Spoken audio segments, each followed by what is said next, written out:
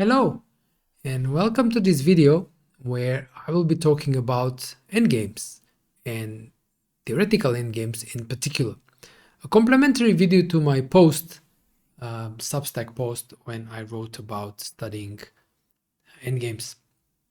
In this game that I played against the French international master Laurent Guidarelli, I managed to obtain this theoretical drawn rook endgame, where I knew the position was drawn, he knew the position was drawn, but I also knew that there is one winning plan that actually featured in the game Piquet Kasparov. And curiously, Kasparov managed to lose this position with 3 pawns against 4 by allowing the same plan that my opponent allowed me to employ in this game.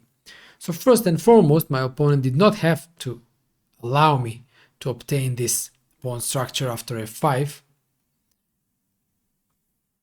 He did not have to, he did. But even after doing so, the position remains a draw. As a matter of fact, I knew of the winning plan and I was hoping that perhaps I can make it work. And this is the key when it comes to studying theoretical endgames. You know what is possible, you know of the plans, but you also know how to defend against these winning plans. My faint hope was that my opponent perhaps would not know how to defend against this plan and I would manage to implement it. There is a curious moment that I will mention later on. So for now on, let's see how the game continued. So he went rook b2, king h6.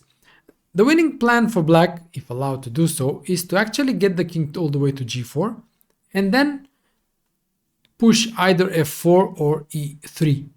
And this would lead to some simplifications where black will either win a pawn or will force through the passed pawn that is created.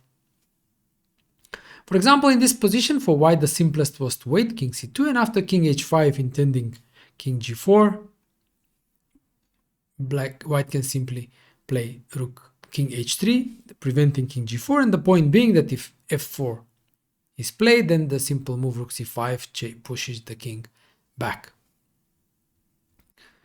My opponent went rook b7, trying to latch onto the pawn on h7, not allowing king h5.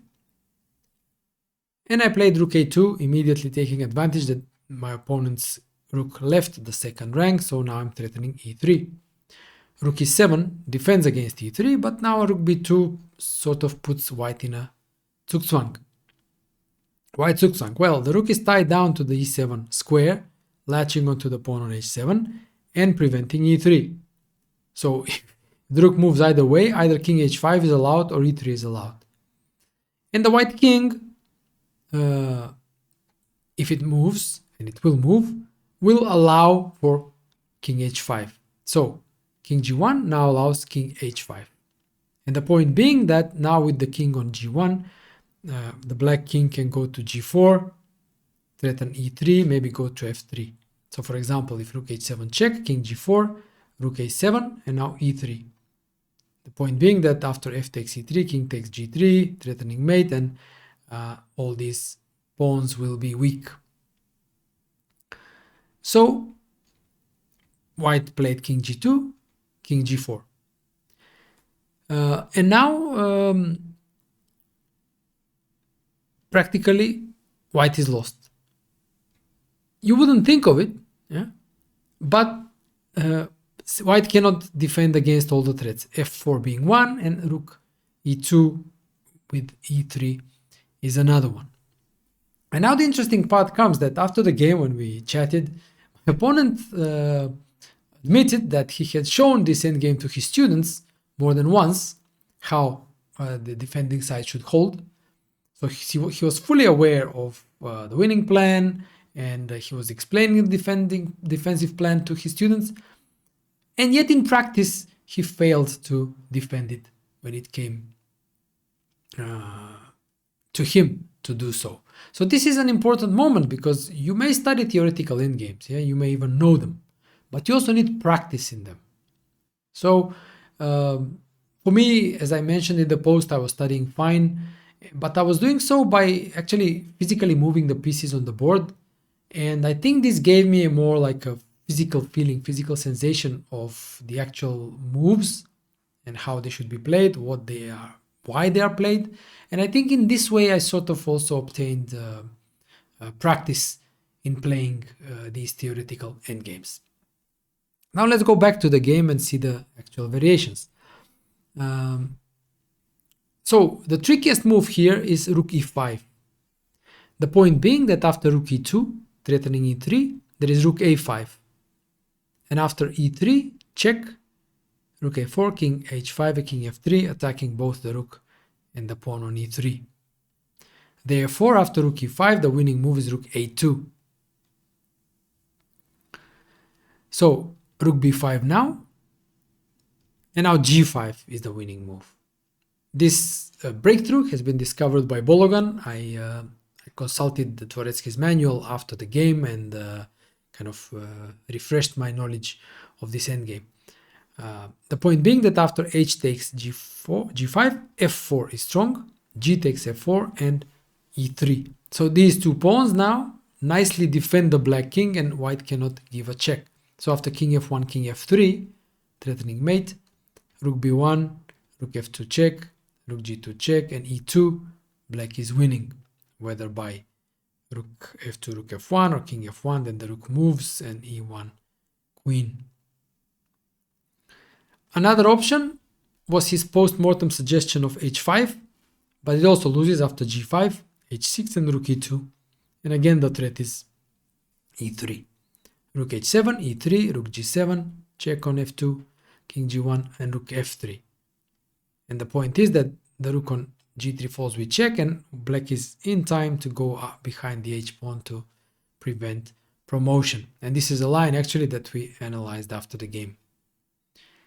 In the game, white played rook e6, and now rook e2 is the decisive move, threatening e3. And in fact, I here would like to show you a line that I actually calculated during the game. You may think, sometimes you ask yourself how long lines grandmasters calculate. Well, they can calculate pretty long lines, especially if they are forced.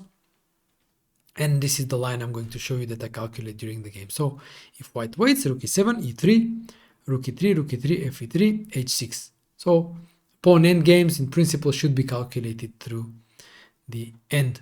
King f2, king h3, king f3, g5, h5, g4, king f4, king g2, takes on f5, takes on g3. Now it's a pawn race, e4, king h4, e5, g3, e6, g2, e7, g1, queen, e8, queen. And now the key, at first sight it may appear that, okay, white is safe, the pawn is protected, but the key here was to actually see that black can force the exchange of queens. So check on g4, check on g5, and now check on e3. So with these three checks, black forces the exchange of queens and then picks up the pawn on h5 with a winning pawn endgame. So the key in this line was not to give up when the queens appeared on the board, but actually to see that black can force the exchange of queens.